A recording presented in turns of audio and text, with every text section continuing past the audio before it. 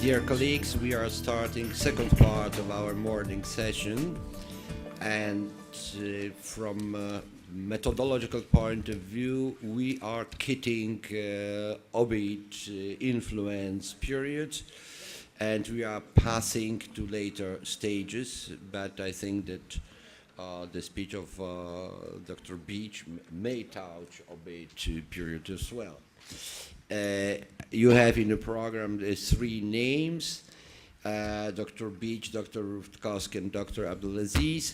And Dr. Abdulaziz asked me for a favor. He would like to speak as a first, and I see no objections, so if you will be, or you are ready, the floor is yours.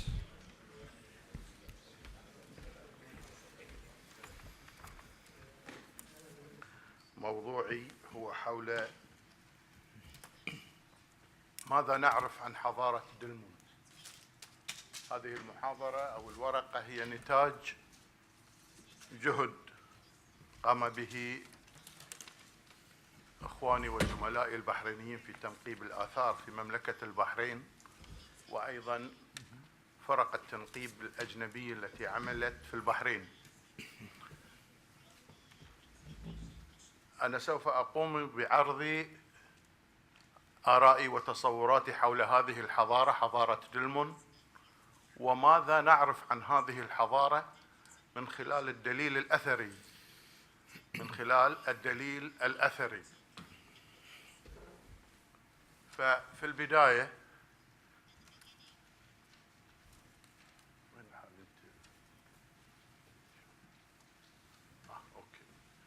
طبعا الهدف الأساسي كما هو واضح أمامنا التعرف حول الإسهام الحضاري لمملكة البحرين من خلال حضارة دلمون، من خلال تلك المكتشفات التي سبق وأن أشرت أنها كانت بفعل جهود الباحثين من زملائي في مملكة البحرين والبعثات الأخرى.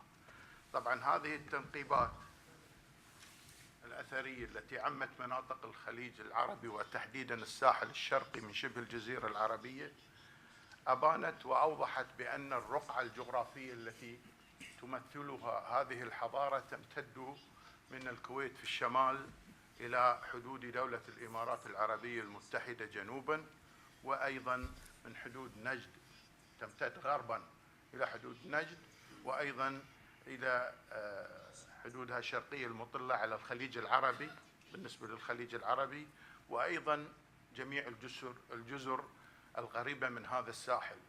كل هذه المنطقة شملها مسمى دلمون حسب المكتشفات والدلائل الأثرية في هذه المنطقة. هذه المنطقة التي شملها مسمى دلمون ومن أهمها الموقع الجغرافي الاستراتيجي، يعني بسبب هذه الإمكانيات التي تتمتع بها منطقة الخليج العربي، وهي توفر المياه العذبة وأيضا الأراضي الصالحة للزراعة وخيرات البحر من أسماك ولؤلؤ. كل هذه الظروف هيأت لقيام هذه الحضارة، والتي نرجح بأن هذه الحضارة كانت على شكل دويلات مدن على غرار ونظام المدن في بلاد الرافدين. هذه الحضارة نشأت خلال الفترة ما بين الألف الثالث والألف الأول قبل الميلاد، وهذه المدن بدأت أو صرفت عنايتها ونشاطها الاقتصادي في ممارسة التجارة وركوب البحر والاستفادة من خيراته من صيد الأسماك واستخراج اللؤلؤ وتحويل البحر المطل عليه هذه المراكز والمحيط بجزرها أيضا إلى حلقة وصل بمراكز عدة في مناطق أخرى من الخليج العربي والشرق الأدنى القديم. تلك المراكز المتواضعة التي نشأت على هذا الشكل من نظام حكومات المدن، لم تكن هناك طبعا أنهار توحدها وتشكلها في كتلة وتحت إدارة واحدة كما هو جاري في مراكز حضارة بلاد الرافدين ووادي السند ووادي النيل.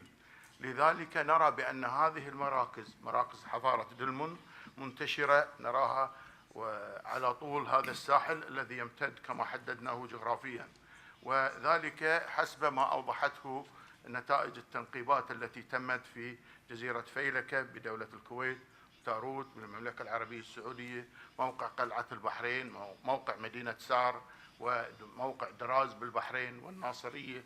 كل هذه المواقع بمملكة البحرين أنشئت هذه المجموعة من المدن الدلمونية.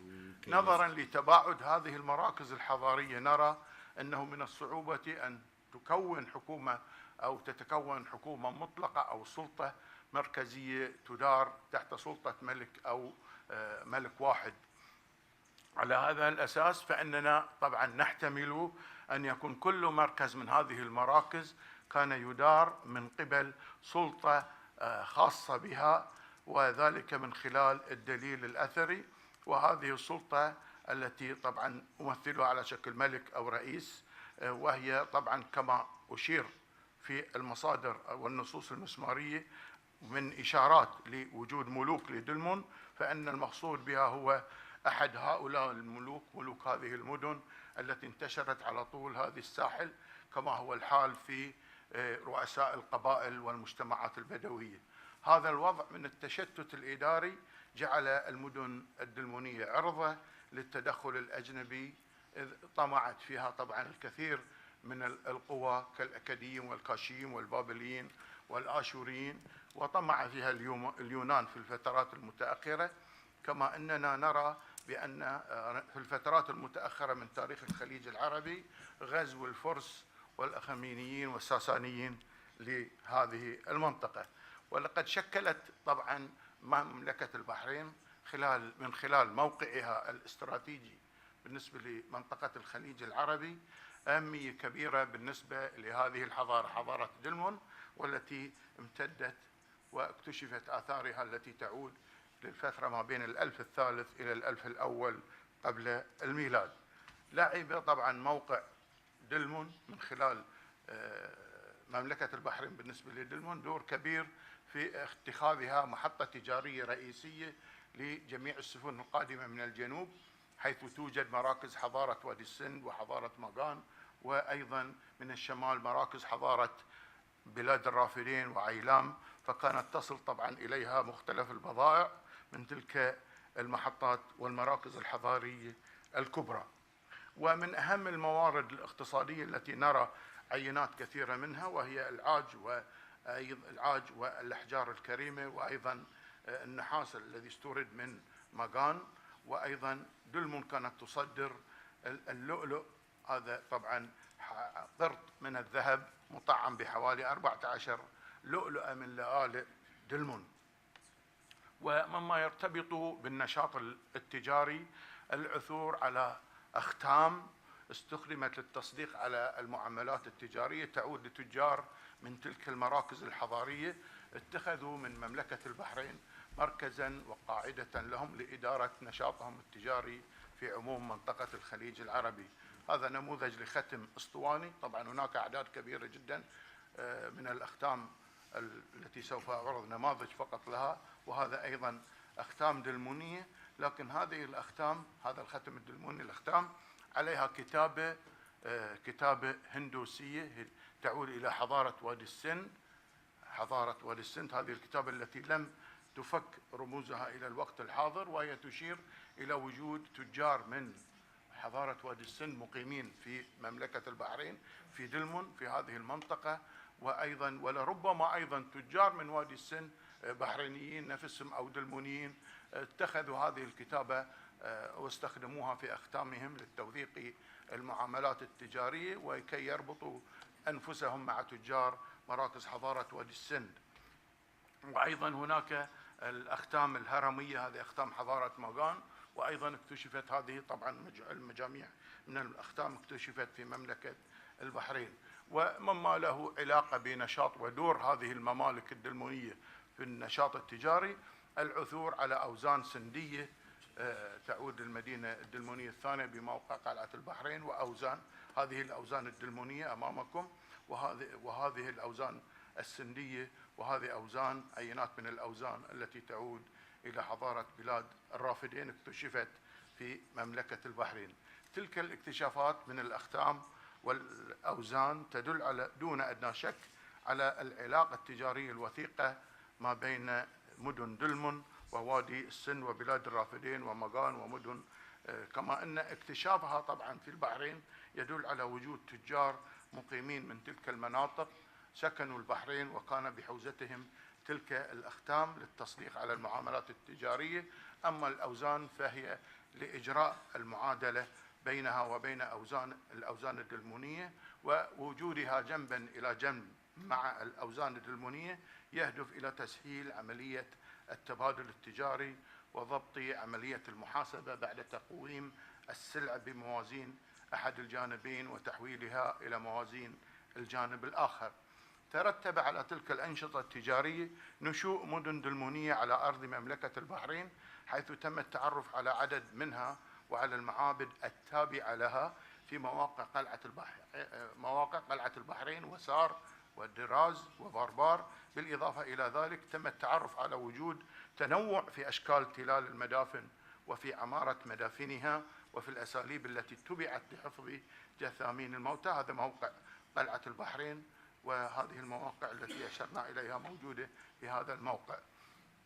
النموذج الحي والواضح في شكل وتخطيط المدن الدلمونية كأوضحته تنقيبات وحفريات موقع سار، حيث اكتشفت هذه المدينة الدلمونية، وهذا معبد المدينة الرئيسي، هذا المعبد المدينة، وتخطيط المدينة طبعا وحدات سكنية حول المعبد. هذا الشارع الرئيسي شارع المدينة الرئيسي، هذه بوابة المعبد، وهذه المدينة كانت تطل على الساحل البحري، طبعا على اعتبار أن نشاط المدن الدلمونية يرتبط مباشرة بالتواصل مع المدن الأخرى عن طريق البحر. ولقد تم التعرف من خلال التنقيبات في مدينة سار ومدافنها على الكثير من أدوات الحرف التي مارسها الدلمونيين، والتي صنعت مادتها من البرونز، منها الأزميل لقطع الأحجار وإبر بهذا الشكل من النحاس، مقابضها من العظام، وأيضا استخدمت أيضا أو مما اكتشف مغرفة لغرف اللؤلؤ، مغرفة لؤلؤ، وهذه طبعا الغاصة لفترة قريبة كانوا يستخدمونها، وأيضا ملقط، هذا الملقط لفرز اللؤلؤ، ومحراث نفس المحراث الذي يستخدمه الآن الزراع المزارعين، وأيضا هذا اللي نسميه احنا محليا الصخين، ويستخدم أيضا للبناء، وأيضا صنارات صيد الأسماك موجودة نماذج منها، وهي تشبه تماما ما اكتشف وما يستخدم في الوقت الحاضر. عثر أيضا على نماذج مختلفة من الأسلحة التي استخدمها الدلمونيين للدفاع عن أنفسهم، عبارة عن رؤوس رماح وسكاكين، ولم بسيطة جدا تشير إلى أن الدلمونيين كانوا من الشعوب المسالمة، ولم يدخلوا في معارك تستلزم اقتناء أسلحة كبيرة كالسيوف والدروع، ولم يدخلوا في هذه المعارك، وأيضا لم يبنوا حصون دفاعية وغيرها. فدلمن كما ورد في كثير من النصوص وأساطير بلاد الرافدين بلاد السلام والأمان. والصناعات النحاسية ثبت من خلال الدليل الأثري عن اكتشاف ورشة لصهر النحاس في موقع قلعة البحرين، وهذا مؤشر على أن دلمن أو سكان البحرين الدلمونيين كانوا يستوردون النحاس من عمان ويقومون بصهره وتشكيله في مدنهم الدلمونية بمملكة البحرين. الغوص على اللؤلؤ طبعا من الحرف الرئيسية التي مارسها سكان المدن الدلمونية، الغوص على اللؤلؤ، ولقد جاء ذكر اللؤلؤ الدلموني في الكثير من الكتابات المسمارية المكتشفة في مدن بلاد الرافدين، التي يعود تاريخها إلى على أقل تقرير 2500 قبل الميلاد، ويشكل اللؤلؤ أهم السلع التي اشتهرت دلمن بتصديرها إلى تلك المدن من خلال نشاطها التجاري. وعثر على هذه اللآلئ على عينات من اللؤلؤ في قلعة البحرين، موقع قلعة البحرين وموقع سار، وفي أيضا تلال المدافن. هذه عينة من اللآلئ المكتشفة. وهذا أيضا القرط الذي ذكرته قبل قليل مصنوع من الذهب، وهو مطعم بحبات من اللؤلؤ بلغ عددها 14 لؤلؤة. أيضا من الحرف والأنشطة التي مارسها الدلمونيين هي الزراعة، وشجرة التمر هي تمثل أو السلعة من السلع التجارية، طبعا ثمار النخيل التمر الذي كان الدلمونيين يصدرونه إلى بلاد الرافدين، بالإضافة إلى اللؤلؤ والنحاس. ولقد ذكرت الكثير من الكتابات المسمارية، النصوص المسمارية، بأن التمر الدلموني كان يقدم على موائد الآلهة وكبار القوم، ليس لأنه من التمر الجيد فقط، ولكن كونه مجلوب من أرض دلمون المقدسة، جنة السومريين وموطن الآلهة.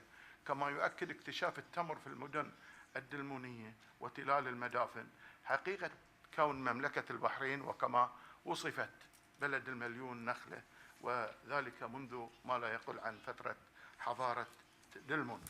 أما فيما يتعلق بالمعابد الدلمونية، فقد عثر في البحرين على 3 معابد مختلفة، يختلف كل منها من ناحية التخطيط والإله المعبود. يشير هذا الاختلاف لدينا إلى اختلاف الإدارة الدينية والسياسية للمدن الدلمونية.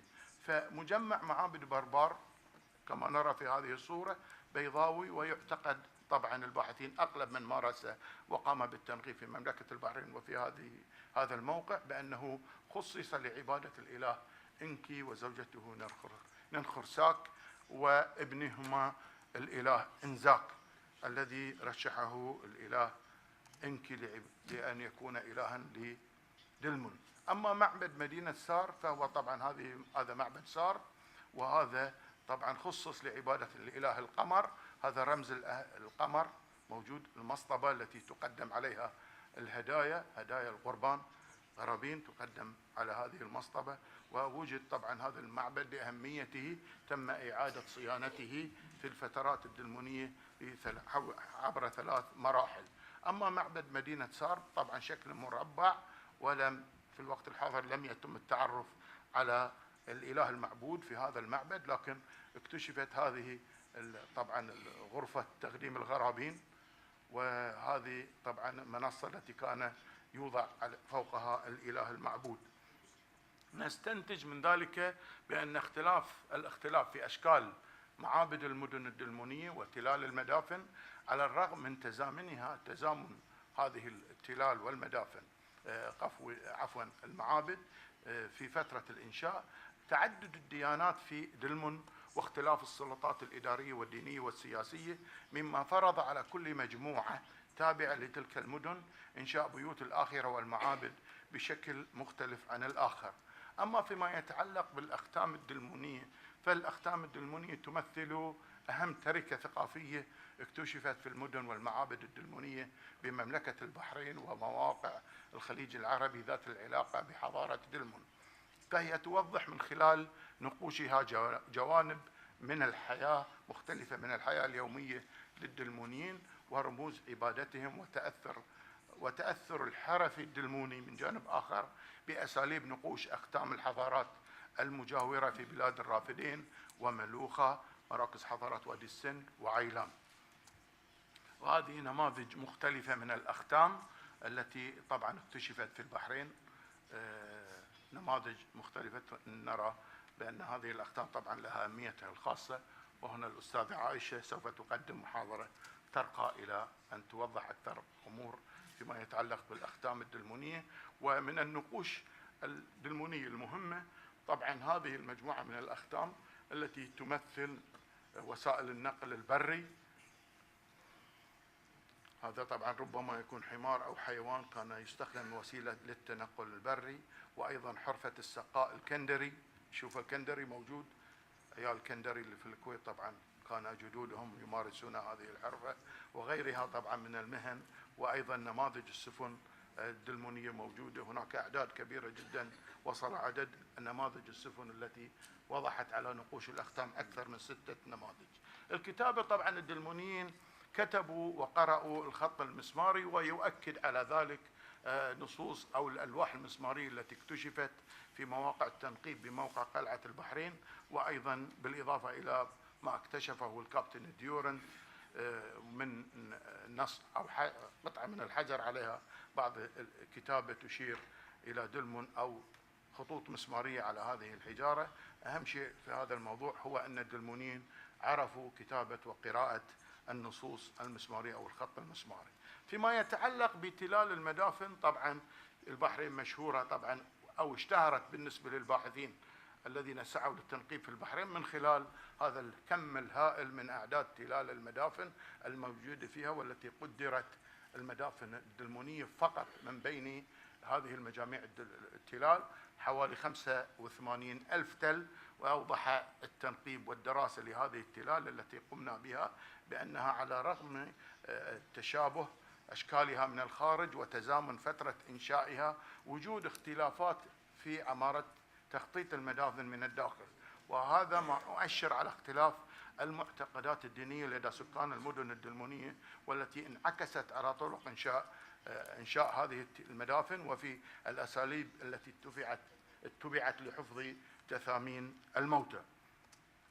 وضعيات الدفن، طبعا هذا شكل مدفن مغطى بكتل الحجارة، وطبعا وضعيات الدفن القرفصاء هذه معروفة، وهي طبعا يكون اليدين أمام الوجه بهذه الوضعية، والركبتين منثنيتين بهذه الوضعية التي نراها في هذه الشريحة، وأيضا حتى مدافن الأطفال أيضا بنفس الوضعية. أوكي. نتائج الدراسة، طبعا درسنا مما قمت به بالتعاون مع الدكتور محمود النجار هو دراسة العظام البشرية. طبعا هذه تفوت هذه المسألة، فاتت على كثير من الباحثين اللي نقبوا في البحرين، وهي دراسة العظام وأيضا تحليلها للتعرف على من خلال هذه الجينات على العنصر البشري الذي استوطن هذه المنطقة، طبعا من خلال المعرفة الخاصة بالنسبة للقياسات التي تم التعرف عليها بالنسبة لطول النساء أو الرجال حوالي 195 معدل الطول 0.9، وأيضا 163.9 أيضا طول النساء. وطبعا هذه الأوصاف التي تم التحقق من خلالها من خلال المقاييس العالمية المتعارف عليها، أن طبعا هذه الأجنة ينتمون إلى المجموعة القوقازية التي تشكل سكان أوروبا وحوض البحر الأبيض المتوسط والبلقان وأيضا غرب آسيا. الأمر الآخر، طبعا تعرفنا على مجموعة من الأمراض من خلال دراسة العظام، وهي أيضا وجود هذا الكسور، موجودة حالات كسور وتم علاجها، والتي أوضحت وجود حالات بسيطة أيضا للإصابات بالتهابات عظمة الركبة، مما يشير إلى ممارسة بعض الأعمال التي تستلزم الجلوس، وأيضا وجود أيضا تم التعرف أيضا في منطقة حوض بعض فقرات العمود الفقري على وجود أمراض المفاصل بسبب التقدم في العمر مما يدل. وأيضا أهم نقطة لاست بوينت، وهي مرض الثلاثسيميا الذي وجد في دلمون، ووجدت بعض العظام المصابة بهذا المرض، وربما يكون طبعا قد انتقل إليهم من بلاد وادي السند، أو ربما يكون منشأ جين الثلاثسيميا من في دلمون ذاتها، حيث ينتشر هذا المرض في الوقت الحاضر وبنسبة عالية في المنطقة الشرقية من المملكة العربية السعودية، في المنطقة الشرقية، على اعتبار كونها شكلت جزء أساسي في امتداد الرقعة الجغرافية الدلمونية. وطبعا من خلال النشاط التجاري انتقل هذا المرض وقام بنقله الدلمونيين إلى مناطق أخرى من المناطق التي تواصلوا معها، مما يشير إلى وجود أن كان يتخلل طبعا هذا التواصل شيء من الزواج أو اتصال من ذلك النوع، ساهم بدور كبير في تسويق المرض ونشره. وأيضا تآكل الأسنان موجود. وأيضا النقطة الأخيرة، عموما يمكن القول بأن الدلمونيين تميزوا بالبنية الجسمية القوية وبالعظام القوية ذات الحجم الكبير، وكانوا يتمتعون بصحة جيدة بخلاف هذا المرض الوبائي اللي هو مرض الثلاثسيميا الذي ما زال للوقت الحاضر موجود في البحرين وغيرها. ختاما أشكركم جميعا وتقبلوا تحياتي.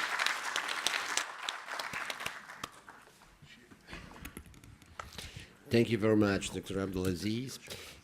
I remind you that as during the previous session, all the questions should be present at the end. And now, without a break, I'm asking Dr. Mark Beach to take the floor. Okay, good afternoon, ladies and gentlemen. I'd like to first of all, it's a great honor to be here I'd like to thank Ali Yoha, the National Council of Arts, Culture, Letters, Shehab, Sultan, and all my old friends in Kuwait. It's wonderful to be back here again. I'm based in Abu Dhabi, so I'm at the other end of the Gulf, but I always feel happy when I come back to Kuwait. I want to do something slightly different to the other presentations. I'm going to talk about archaeozoology, the methods and practice of it, and really what has happened before in Kuwait, because when I saw the conference invitation, it was about Kuwait through the ages. I thought it was a good opportunity just to review what has been done actually in archaeozoology, zooarchaeology before, and I might not have time to get through all this, but I thought I would talk about some case studies, going back to the Ubaid, some work I did at H3, and then some work I did with the Slovak Kuwaiti mission at Al-Khida on Failaka, and then I'm going to talk about some other people's work. So what is archaeozoology? Well, it's the study of the relationship between humans and animals over time, and this may be to discuss the biological, environmental impacts, or social impacts, and it's an important part of archaeology. One of the points of my talk is that if you look at the archaeologists who work in the region, we have Kuwaiti archaeologists, Bahraini archaeologists, Saudi archaeologists, but we don't have actually really anyone specializing in this field in the region, which is a shame. We find animal bones in all our sites in the region, and still it's a challenge for many archaeologists, how to deal with the bones. Who do we get to study our bones? How do we identify them, record them, quantify them? And this is a issue. All of us find bones, be it animals lying in the desert. We all find mammal bones, and especially a lot of fish bones in this coast, and we forget that humans have relationship with animals. This is actually taken during the H3 excavation when we were in the water pumping station. This lady in our team was vegetarian, and it was I think it was Eid al-Adha, so of course we bought a sheep to kill, to eat, and actually Heiko Kalweit, who I think is arriving tonight and will be speaking tomorrow, is here butchering the skin from the particular sheep. But we forget about our relationships with these animals. Now, one of the problems that we have, of course, when trying to do comparisons, and as archaeologists, we're always comparing results from different excavations, but are the methods that we used on these excavations always the same? You can see here Hamed al-Mutari on the left excavating at H3, and we did the sieving. It was a prehistoric site, and you have to sieve, of course, and a lot of the finds that you saw in the previous presentations, we wouldn't have found all these small beads, of course, without doing the sieving, without doing a lot of sampling and a lot of flotation. And of course, if you don't do this, then you're not going to be able to tell the story. A critical thing, actually, and it's an important thing for Kuwait, for all the regions of the Gulf, is to have a comparative collection. And by a comparative collection, that means a collection of skeletons, of animals, of known species, age, size, weight. There are some collections in the region made by zoologists, but these are generally not suitable. They're of limited use. So what do you have to do? You have to go to the Souk al-Samak, especially as we find a lot of fish bones. So this is one of the things that we did, was go to the Kuwait Souk al-Samak, started collecting fish. I like the faces on some of these guys. They look similar to the fish that they're holding, some of them, they say. But so we started making a collection, actually, and if you go in the excavation house in Failaka, you'll see one of the things that we started doing with the Kuwaiti Slovak mission was to make reference collection of skeletons that stays in Kuwait, that becomes part of national collection, because we heard about all these different expeditions and history of different expeditions, but we need to build capacity in-house. And actually, what does a collection look like? Well, when it's organized, this is some photographs of my collection that was part of my PhD work. Now, what about previous work that was carried out in Kuwait? Well, there's very little. If you look at the systematic work that was carried out in the last 30, 40 years here, you can count the number of systematic analyses of animal bones on the fingers of one hand. So that's very few studies. One of the important pioneers was Jean Dess, who sadly died in 2009, and he was part of the French archaeological mission on Failaka. Now, notice I've put all the web links to these. Any of you who are interested in these publications, these are all available online now. So especially any Kuwaitis or students here, come and see me afterwards. Give me your email address, and I will send you all these links, because you can download all these. So Jean Dess did some very important pioneering work. There was then the PhD student of Jean Dess, a lady called Karine Tomei. She actually has her whole PhD is available online as well. You can download it, and here she is sitting on the floor. This is, I think, this is on the boat going across to Failaka, actually, the old ferry boat. I think I recognize the color and the railings. So her PhD is very interesting. I'm going to mention some of that. And then there's the work I did, which was at York University, 1997 to 2001, and was published in BAR in 2004. And in that, I tried to do a regional look at the exploitation, especially of fish resources in the Gulf, and I looked at material from Kuwait, from H3, from Abdullah Mazri's previous excavations in Dosseria, in Canas, and my excavations in Dalma and Marawa. So then we have, of course, the more recent work done at H3. And this is it's sad to say that there's not more analyses on things. So doing a history of the development of man and animals in Kuwait is difficult with so few sites. Here you can see me in the caravan at Sabia. It was very cold. I remember that season. We were wearing 2 or 3 jumpers. As you know, it gets very cold in Kuwait. And I introduced this gentleman at the top right. This is a Kuwaiti scientist, Dr. Mohsen Al-Husseini. He was here this morning, actually, for the opening ceremony. And Mohsen works at KISA, the Kuwait Institute of Scientific Research, in the Marine Research Laboratory. Now, what factors influence the fauna of Kuwait, actually? Actually, if we start back in time, and we started with what some people consider to be early 6th millennium BC, but I want to take you back 65 million years ago. So if you look actually at where Kuwait is, was actually just sea. And if you see around 35 million years ago, India joined Eurasia. A very important point in time is the early Miocene, 15 million years ago, when Africa has a land bridge to Eurasia. And this is very important. Why? Well, this is where Sultan al-Dawish comes in. Sultan, as it's been noted, is expert at finding sites. He found many of the sites in Sabir, the tombs and things. But he also found this very interesting fossil, which is in the Jal Azor area, about 30 kilometers east of Jahra.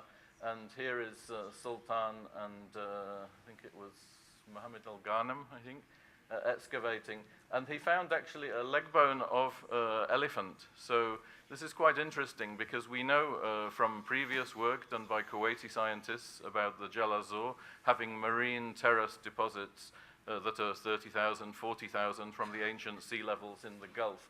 But this is showing that there's actually evidence of when Kuwait was part of that land bridge area. So a very interesting moment in time. So this is actually the earliest animal remains, I guess, we have of a terrestrial animal found in Kuwait, found by a Kuwaiti. So that's rather good. If we look at the position where Kuwait is, just north of the tropics, it's a very important setting. It was mentioned earlier about Kuwait being at a crossroads. It's at a crossroads actually for animal migrations. And one of the key things is that Kuwait, at the head of the Gulf, is at the cross-section of 2 major migrations of birds down the Gulf in an axis and then also from northeast to southwest. So it's in a very strategic position.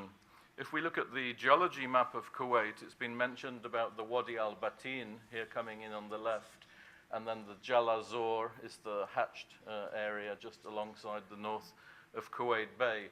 These are the most important landmark areas in Kuwait, and they influence the distribution of animals and provide corridors from some of these animals. I think Rob Carter already showed the key change in the environment of Kuwait in terms of the sea once having gone up to the Ubaid sites, and obviously that has influenced what animals are here. If you want to read a good book about environment and wildlife of Kuwait, then I recommend this particular book. Kuwait has a wide diversity of mammals and birds. It has over 400 bird species, at least 30 species of mammals. So all this configuration is created by this special geology and landscape. Now let's visit to age 3. I won't dwell too much on these pictures because Rob Carter already gave you an introduction to age 3 and the excavation, and we already discussed about the Ubaid phenomena and the pottery and finds. Now the interesting thing is that we have so few sites to tell the story, but actually the few sites we do have show very interesting things. So actually this is the stratigraphy at age 3. So the earliest levels is period 1, period 4 is the later deposits. And if we look actually at the amounts of material by weight in each period, we actually have very large amounts of fish. This is bones by weight at the beginning. So 70% of the bones by weight were from fish in the earliest period. And you see a gradual decline over time as there's an increase in mammals. So it's showing a change in the economy of the site from the beginning of age 3 being founded to a later influence. So it's so rare that we have the opportunity to do this. And if you look at Bahra and other things, you don't have maybe so much stratigraphy, not so many bones, to have enough material to quantify these things. But there are some hints like this, that even within sites we have some change through time in the economy. We found a wide range of fish, many of them the typical fish that you can catch today at Sabia. Many of these were burnt, showing traces. We have some of the fishing equipment used to catch them.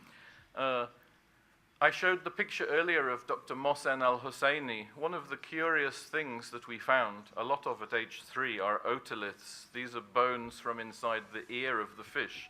And that earlier photograph was of Mohsen al-Husseini holding one of these marine catfish species that they call chim in Arabic. So these chim otoliths, the thing about otoliths, it's like tree rings. It keeps a record of the age of the fish as the fish grows. Anyway, this is the work that we did with Kissa, cutting the otoliths, and here you see Mohsen in his laboratory. And what's fascinating is that we collected these otoliths because we were doing all sieving at the excavation, and we were able to calculate the ages of the fish, the seasons when they were caught. But the ancient people at age 3 were themselves collecting otoliths. And we know that because if you see these 3 otoliths at the bottom left, they're actually preforms for making beads. And I don't think anyone had pointed out previously that fish otoliths were being collected as blanks to make. So you have the chaîne opératoire, as the French would say, with the different stages of production, of smoothing the otolith on one side, drilling it to use it as a blank for making beads. So it's interesting. Modern scientists, we collect the otoliths to study. The people 7,000 years ago at Sabia were also collecting otoliths, but for a different reason, to make jewelry. Now, we have, unfortunately, so few of these kind of data tables. I don't expect you to read this, but the important thing at age 3 is that we have domestic animals. We have domestic cattle, and mostly domestic sheep and goat. And then the wild animals that are hunted, we have gazelle, fox, and hare. So just as you see today by Sabia, mostly sheep and goat grazing, you don't see gazelle so often anymore. Now, one of the things to remember about these sites, as we heard earlier, is that there has been a change in the environment Kuwait Bay has silted up very much. It used to be a much more rocky habitat. We know that from analysis of the shells. The importance of sieving and flotation, we wouldn't have found the pierced pearl at H3 if we hadn't been doing all this environmental program. It was me that I actually found the pearl sorting through one of these samples, and how many thousands of hours of processing we had to do to find this one pearl. So let's move across to Failaka, to Al-Khida. Al-Khida is a Bronze Age settlement, as you all know, on the northwest coast of Qatar, of Failaka. These are showing the area of the Kuwaiti-Slovak mission. Here you have, I think it's Shehab standing in the trench, trying to work out the stratigraphy and wondering what they're doing with all these big pots in these rooms. Very interesting is clearly some interesting processes going on at the Al-Khida site with these series of rooms and large storage things. We did very systematic processing there. All excavations, you should always have this set up on your excavation if possible. Screening, sieving, a team sorting through the pieces, and a team doing flotation. This is a must if you want to cover the angles on things. Now, some of the results of the work from Al-Khida, for example, have been published previously in the Seminar for Arabian Studies. Here's myself and Mohsen Al-Husseini, and we've published some of the work, and this is just to show that the results of Kuwaiti archaeological work affect not only the archaeology and heritage world, but are going out into the scientific community. This is a publication in a journal, Environmental Biology of Fishes. So even modern fisheries scientists can benefit from the archaeological information. And at Al-Khida, we again found many, many otoliths of these same fish, these catfish. You see some of them are burned. They look almost like pistachios here when you see the picture like that. But you see the sections through these otoliths. I think it's very revealing. In the Al-Khida work, we tried to compare what evidence we found using the different recovery techniques. And as you see here, if you do an excavation and you only do hand retrieval, you are not retrieving, many seeds at all, or charcoal, or leaves, and you only recover a tiny portion of the amount of fish bones. So that's a very revealing picture there. The work at Al-Khida shows, like the earlier Ubaid period, that we have cattle, we have sheep and goat, we have a similar range of fishes, but something that's interesting, we have large amounts of cormorant bones. Cormorant is the fish-eating seabird, and this is quite interesting. So that's a range of the typical fish. So the marine catfish, the ones that the otoliths come from, is the one in the middle that has the dorsal spine sticking up in the Now, of course, when we get to the Al-Khida site, we have, of course, better technology for catching fish.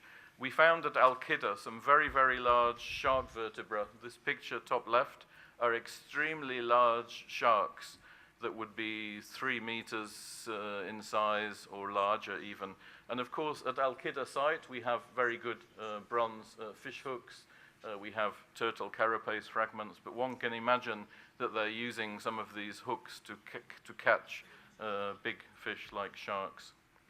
If we stay on Failaka and move to the Hellenistic phase of Tel Said, this is the work that was carried out by Jean Dess and Karine Tomé subsequently. I'm sure you're familiar with the site. One of the interesting things that I was just in preparing this review, many of you are familiar, I'm sure, with this dolphin figurine that was found at that site. And there's one very interesting sentence in the report which says, bien qu'une statue de dauphin ait été retrouvée sur le site, aucun reste osseux appartenant à cet animal n'a encore été déterminé. So that means that although the statue of dolphin was found at the site, not a single bone fragment of dolphin was found in the assemblage.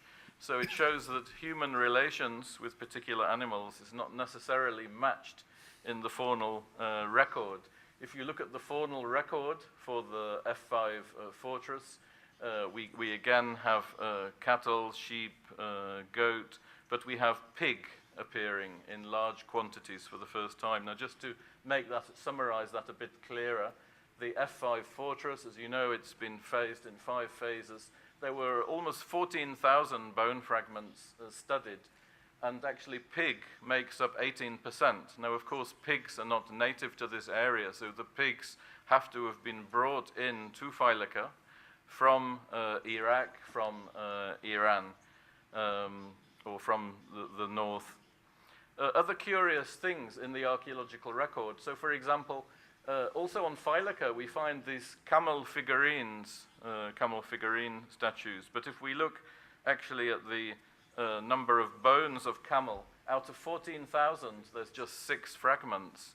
So, again, curious things like this we find in the art history records, you know, that it's an important animal, but actually in the bone assemblage, it's really not reflected.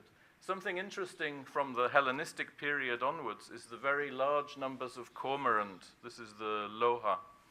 And this seabird was clearly exploited.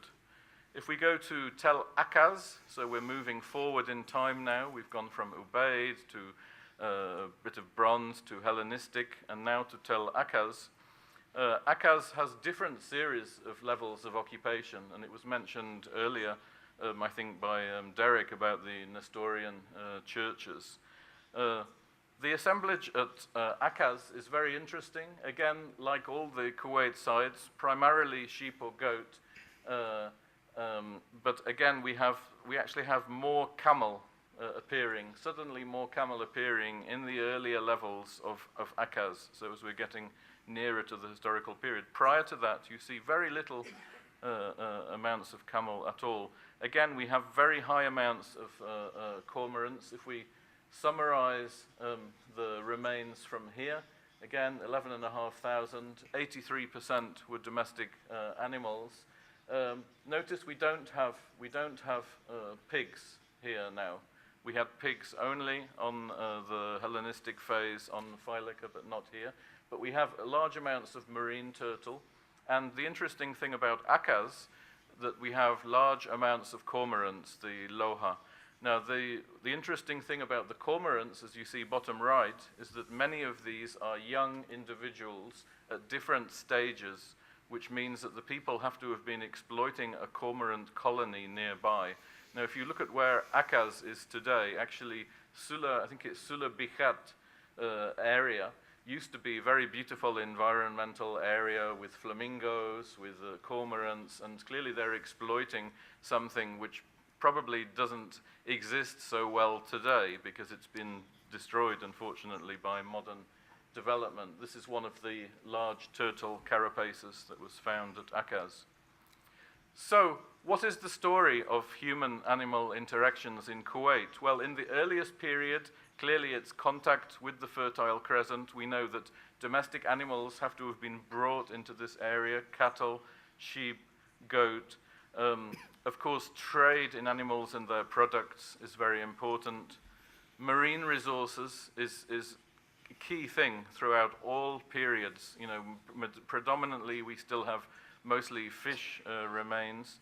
Now, we do have some extinctions through time of animals, and just to round up here, we heard about the different hypotheses. One of the other hypotheses that was briefly mentioned, but not in detail, is the Philipp Drexler, who's a German archaeologist who did his PhD actually modeling, simulating arrival of Neolithic people. And this goes back to the discussions earlier, and this is one of the things when he presented this in a conference, people said, well, why is it only coming from north to south? And he said, well, he started modeling the radiocarbon dates on sites and things. And I agree with Dr. Carter's earlier points. You know, there's no reason why people were not going the other direction as well. But certainly, it's interesting thinking about this, and now we have GIS, we can start to model the environment and suitable and non-suitable areas and routes. And as I showed you the earlier geology map of Kuwait, the Wadi al-Batin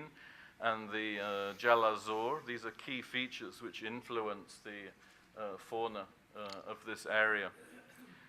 There's a very nice quote from Dixon. I'm sure you all know Dixon, Colonel Dixon, who wrote in the 1930s that the desert around Kuwait was teeming with animals. Arabian wolves were still a menace to Bedouin sheep. 3 species of gazelle still grazed in Kuwait. Wildcat, lynx, and hyena hunted at night. So actually, a lot of the disappearance of these animals really is the influence of man. And if we look, these are the records for Kuwait for the last sightings of caracal lynx, ostrich, gazelle, cheetah, wolf, and you'll notice it's primarily from 1930s, 40s onwards. What about the future? Just to conclude, we really do need to establish a sort of central or national osteological collection in a central location, perhaps in the Kuwait National Museum, almost certainly on the archaeological base on Failaka Island, that all the different archaeology teams can share so that the zooarchaeological material can be studied here. We need to capacity build. We need to do more training for Kuwait, not only just for Kuwaiti staff, but for archaeologists to appreciate what animal bones can contribute. We clearly need more studies from well-dated sites, and we need to publish more. One of the problems with a lot of the previous analyses of animal bones, it should be a requirement actually that the data is deposited into digital archive so that future people coming along, if it's not published in full, I can go back, and if I want to find out how big were the sheep from the Polish excavations in Bahra, how big were the sheep from H3, how big are the sheep from the old French excavations on Failaka? Where is the database that has all this? Thank you very much.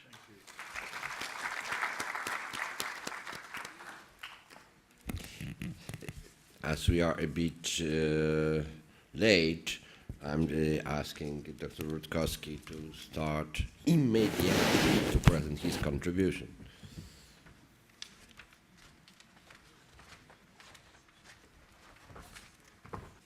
Good afternoon to everybody.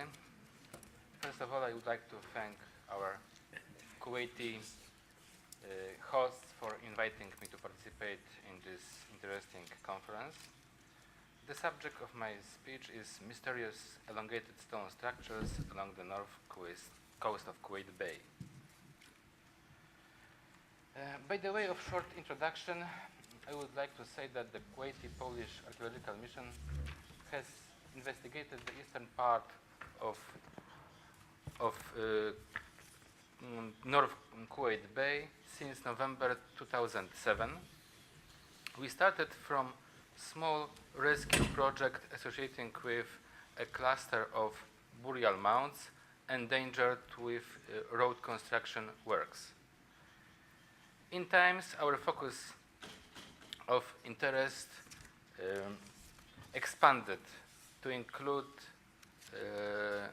a more wider area and new fields of exploration. Since 2010, our mission was split into 2 sub-teams. One team working on settlement site Bahra 1, what was presented by Professor Biliński earlier, and the second team whose the main goal was exploration of Tumulus Cemetery, which extends along the coast.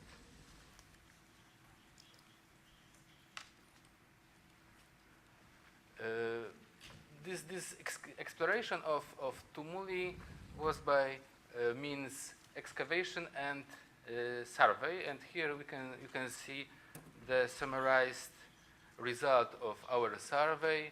It means the location of all the surveyed sites.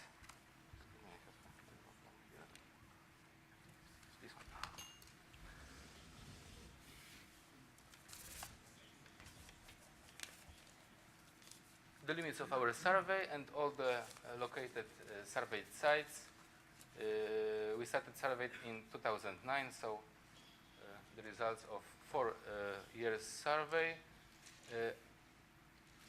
I put also a survey made by British team in 2004 just to show the full picture of the coast.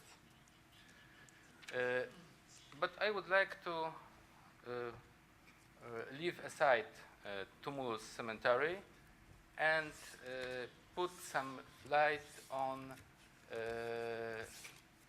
mysterious elongated structures. So here on this map I would like to show the location of all linear structures, and these classified as elongated structures are marked in green. Elongated structures because we hadn't better name for them. In our daily jargon, we call them simply the long ones. Here I would like to show you the criteria for distinguishing these structures. So, these are linear structures in shape of long and relatively narrow stone alignments, resembling low platforms, with straight, most often parallel long sides, and profiled, most often curved or rounded short sides, mostly flat or with slightly convex top surfaces. Relatively low, especially when encountered during the survey, as they are in uncleared state, because after excavation situation sometimes will change. Often delimited or curbed by large slabs set vertically along their perimeter, with the core built of stones stacked in flat courses. Their length usually ranges from 6-7 meters to 9-11 meters, so we can distinguish at least two kinds of on the basis of the sizes.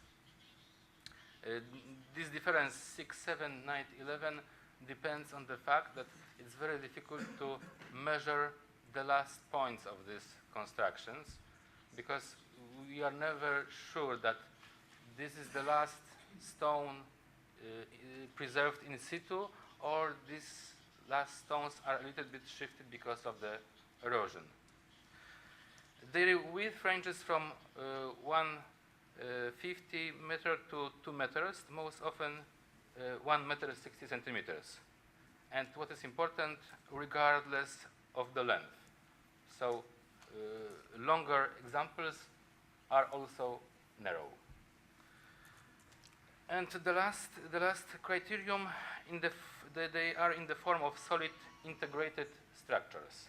So no openings inside, no holes, excluding robbery pit,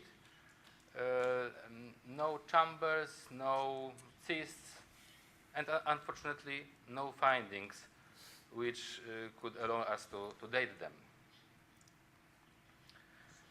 Here we have the list of all the elongated structures, both excavated and recognized on the survey.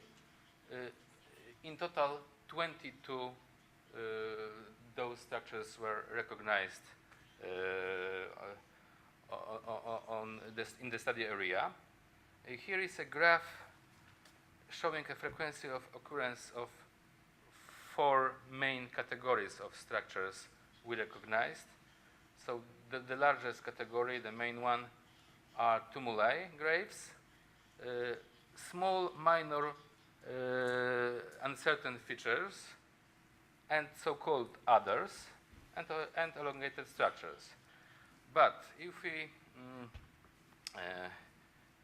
consider that small uncertain features are rather not of archaeological interest, or they are very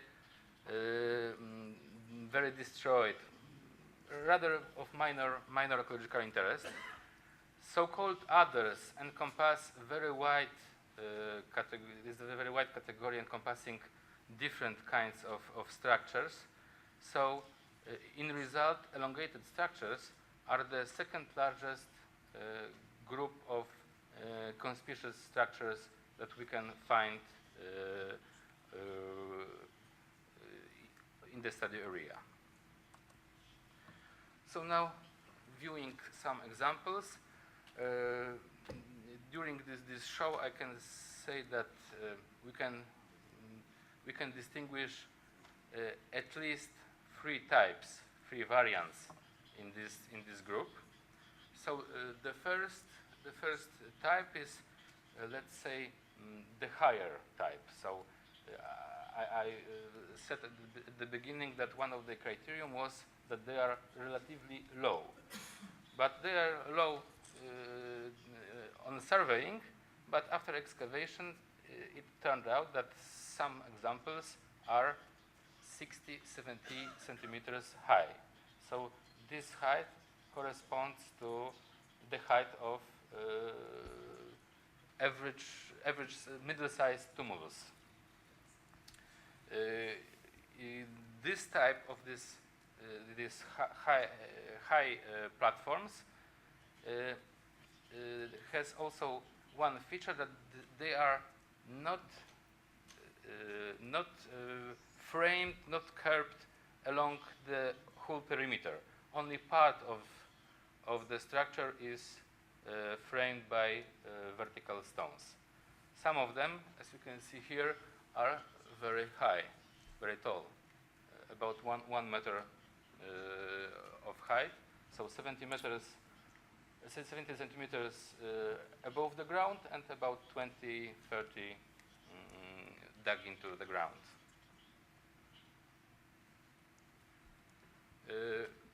Here is the next example of the same type. As you can see here, the vertical slabs are restricted to only one short end, and here this slide shows how it looks like before excavation. So the difference is really big.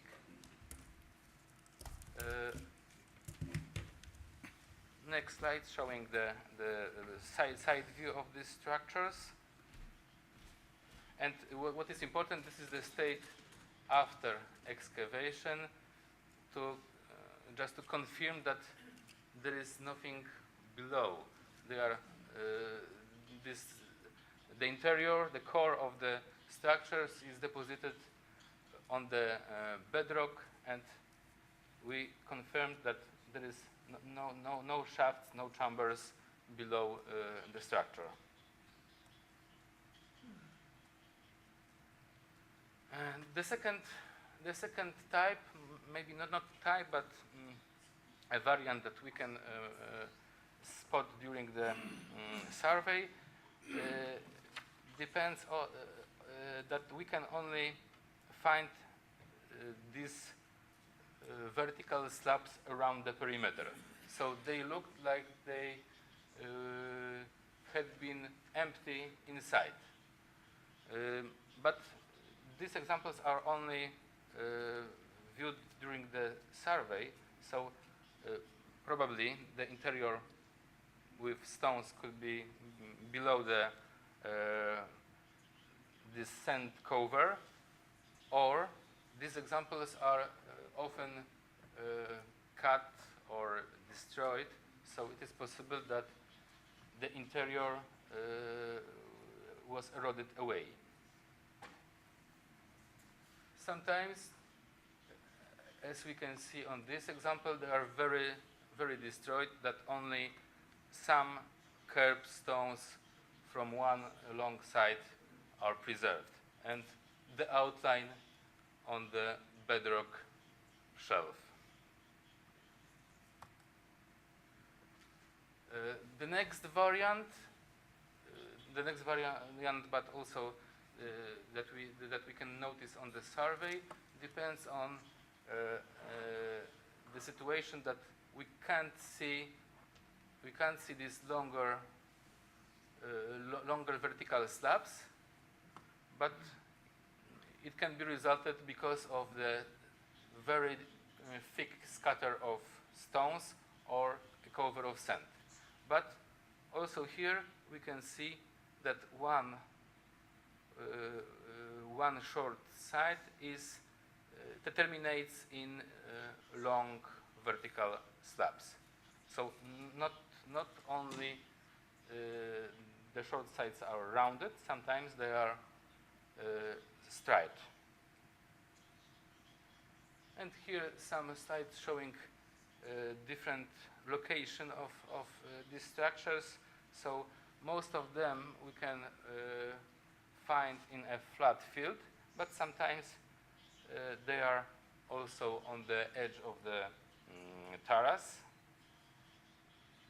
Thanks to this example, without excavation, we could obtain a cross-section showing this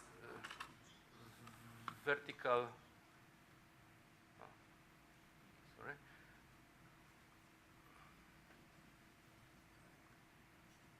these vertical slabs on either side of the structure and horizontal slabs inside, right over the bedrock.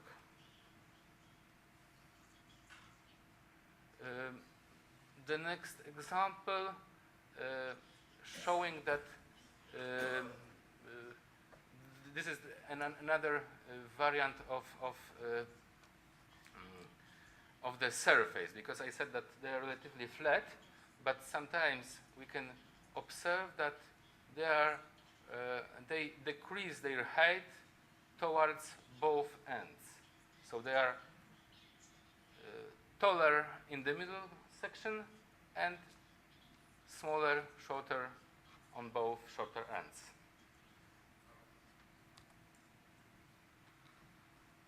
Some other examples. Here is SBH1 excavated by Dr. Sultan. Some examples are restricted to only one short end, but because of this specific shape, it is possible to easily recognize that we are dealing with such a construction. And here the example of this long structure with very large vertical slabs on long sides. And here is the example of the largest elongated structure. It measures 21.5 meters.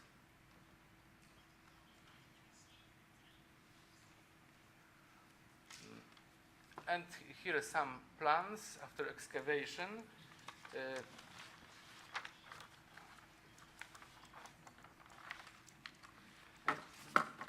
Because I didn't mention about one thing, that from the very beginning of exploration, we were focused on the problem of their orientation. And this question has changed several times during the survey, because when we move along the coast, we encountered different groups of these structures. So in the first 2 seasons, we encountered only structures that were aligned northwest, southeast. And I put in my conclusions, oh, this is a specific orientation of these structures. But next season, we found that structures that are orientated north-south. Next season, we found structures which are orientated roughly east-west. And finally, also we found examples that are orientated north, east, south, west. So I lost hope with finding some regularities in this orientation, and the attempt of tying these long structures into one archaeological problem. But meanwhile, after excavation, we notice one important detail, that these short ends not always are the same. Not always has the same shape. I mean, most often, one short end is a little bit wider, and the second one is a little bit shorter, more sharp, or parabolic shape. Here is this example who show us new line of thinking about these grays, because here the difference is relatively large between the southern end and northern end. Because we also notice that in the majority examples, this shorter end is on the south, and the wider end is on the north. So here are the silhouettes of this plan to better understanding this difference between both ends, and what is the implication of this.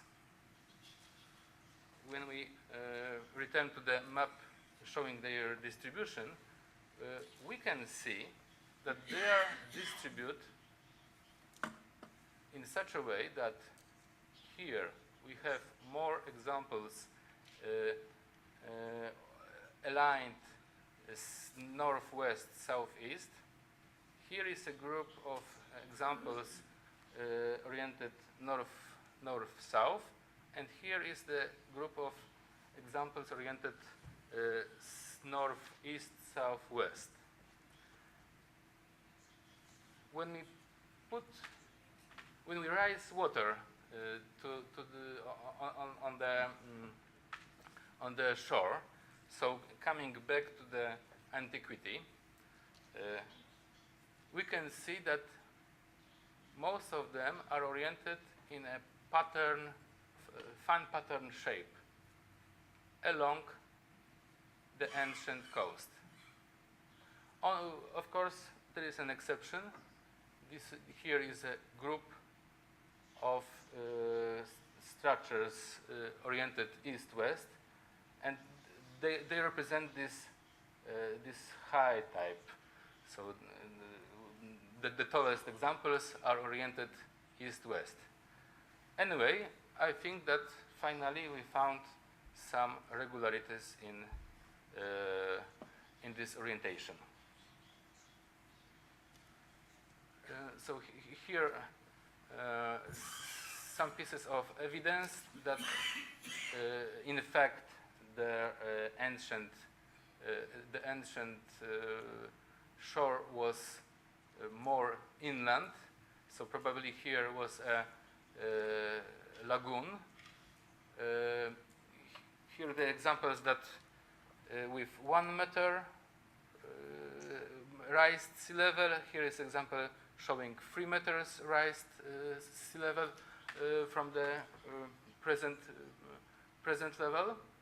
And paleo-environmental investigation revealed that sea level rise exactly 1-3 meters above the present level during the period between 7,000 4,000 BP from the early 6th millennium BC to mid-3rd millennium BC in calendar dates. And during this period, low-lying regions remained flooded by the sea. So probably this date should correspond to the date of construction of these structures. So once more, the view of orientation, and this shape showing something similar to a boat or tangless spearhead, arrowhead. And I would like to go to conclusion about function, or what they are served for. So here is a question: are these structures ritual boats?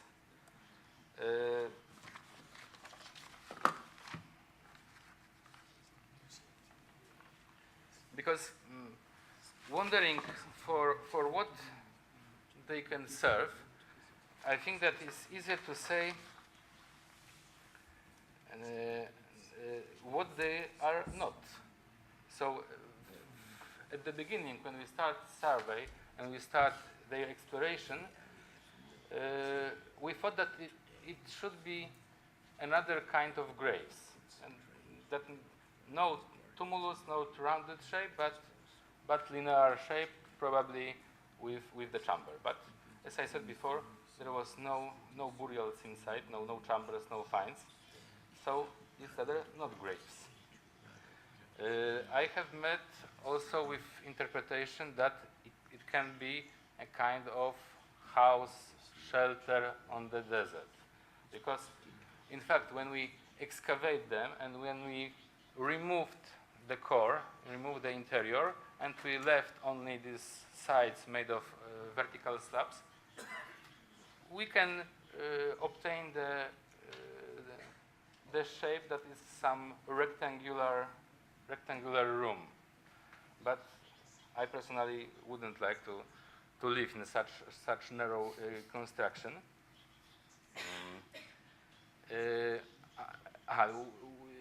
I think that I said before that we noticed some robbery bit. So I think that robbers who robbed the graves, tumuli graves, they also thought that they can be graves. So they were looking if something was inside, was below these constructions.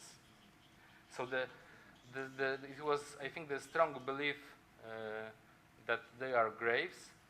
For example, during the exploration of one of these constructions, I have a visitor who told me that he remembered that his grandfather told that below such a construction was a treasure with dahab. It was difficult to explain that probably it's not a grave. So I finished discussion not to be suspected that I took this gold with me. And so another solution, I thought that maybe this structure should be somewhat connected, associated with burial graves.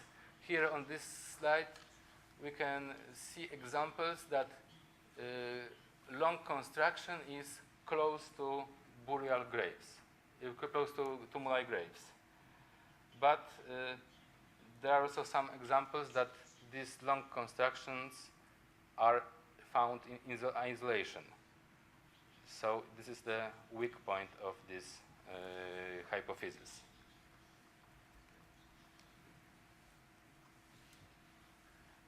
And also we have the situation when we have 4 examples of these structures close to them and in some distance to tumuli graves.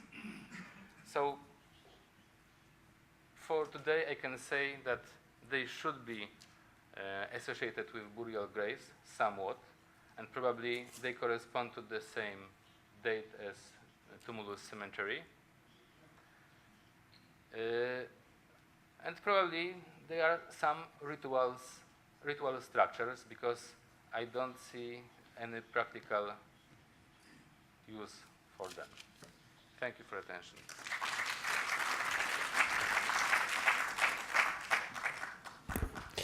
I'm very, very sorry, but looking at the watch and the schedule, we should finish half an hour ago. So if we have intention to take the lunch, I propose or to postpone the discussion to the end of the next session, or to explore the speakers on the run to the bus or during the lunch. Thank you for attention.